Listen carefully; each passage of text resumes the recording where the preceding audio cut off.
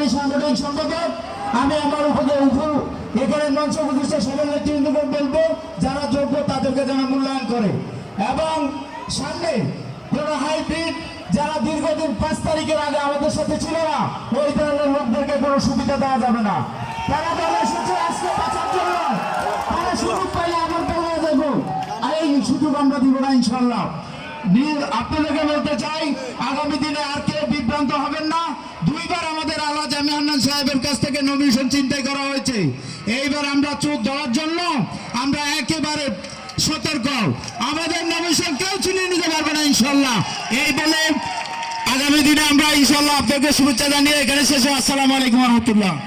ধন্যবাদ। বক্তব্য রাখার জন্য আহ্বান করছি ইউনিয়ন বিএনপির সিনিয়র সহসভাপতি সাইদ খানকে বক্তব্য রাখার জন্য আহ্বান করছি।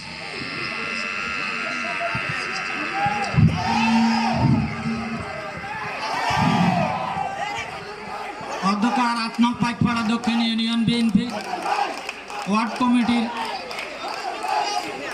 কর্মী সভা গঠনে অধ্যকার সম্মানিত সভাপতি সাহেব ও উপস্থিত আমাদের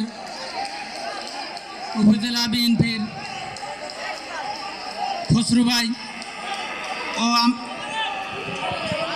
খসরু মোল্লা ভাই ও আমাদের সাংগঠনিক সম্পাদক আব্দুল খালেক পাটোয়ারি ও নজরুল ইসলাম পাটোয়ারি এবং মাসুদ আলম পাটোয়ারি সহ অন্যান্য আমাদের বিএনপির নেতৃবৃন্দ ও অত্র ইউনিয়নের বিভিন্ন ওয়ার্ড থেকে আগত নেতৃবৃন্দ, আসসালামু আলাইকুম।